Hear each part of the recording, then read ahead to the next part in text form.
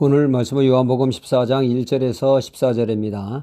하나님은 그 시대마다 하나님의 사람을 세워 역사하셨죠.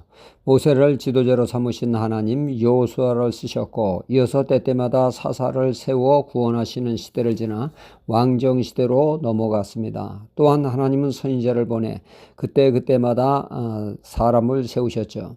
그때에 합당한 말씀을 주셨으며 회개를 촉구하는 선지자, 갈 길을 인도하는 선지자 등 다양한 선지 사역이 있었습니다. 유다 시드기야 왕 같은 경우 그때 상황은 바벨론이 쳐들어와 성을 포위하고 있었죠. 적군을 물리쳐야 하는데 물리칠 힘이 없습니다. 마치 산모가 애를 낳기 위하여 마지막 힘을 주어야 하는데 힘이 없는 꼴이죠. 군사적으로는 상대가 되지 않습니다. 그러니 시드기야 왕은 이런 경우 어떻게 대처해야 하는가 깊은 고민에 빠지게 됩니다. 애굽의 힘을 빌려 난국을 헤쳐야 하는가, 아니면 바벨론군을 맞아 결사항전을 해야 하나. 어찌할 바를 모를 때 에레미야 선지자는 시드기야 왕이 가야 할 길을 인도해 주었죠. 그것은 시드기야 왕의 꿈에도 생각지 못한 바벨론에 항복하라고 하는 말씀이었죠. 그 말씀의 인도를 따랐다면 시드기야 왕은 평탄한 삶을 살았을 것입니다.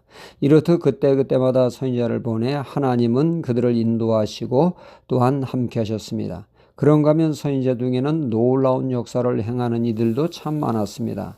하지만 예수님과는 차원이 다르죠. 예수님 당시 종교 지도자들은 예수님이 신성모독을 행하는 자요 안식일을 범하는 죄인으로 알아 예수님을 잡으러 사람을 보냅니다. 그래서 그들은 예수님을 잡아오기는커녕 빈손으로 돌아왔습니다. 왜 우리 말이 말 같지 않느냐, 왜 안 잡아왔느냐 추궁을 하게 되죠. 그때 그들이 말하기를 이때까지 예수님같이 이야기한 사람을 본 적이 없습니다 라고 말한 것을 보게 됩니다.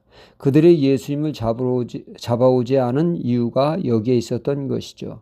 그들이 말한 것이 정확히 본 것입니다. 하나님의 사람 선지자들은 하나님의 말씀을 받아 전하는 자들이었지만 예수님은 하나님과 나는 하나다 하시며 하나님의 본체이심을 말씀하셨으니, 그러니 다른 선지자들과 차원이 다른 그러한 모습이었죠. 그 어떤 선지자도 나를 믿으라 한 사람이 없습니다. 여호와를 믿으라 했으면 했지 자신을 믿으라고 한 말은 할 수가 없었죠.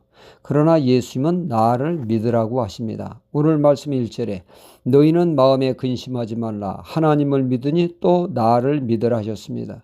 주님은 하나님 아버지를 믿으라 하셨고 동시에 나를 믿으라 하셨습니다. 예수님이 하나님의 아들 하나님이시기 때문입니다.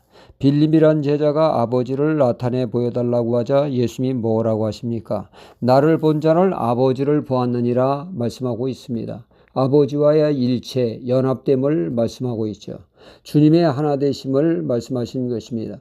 그러니까 예수님을 믿는 자들에게 하나님 아버지를, 예수 그리스도를 믿는 것이 하나님 아버지를 믿는 것이 된다는 얘기입니다.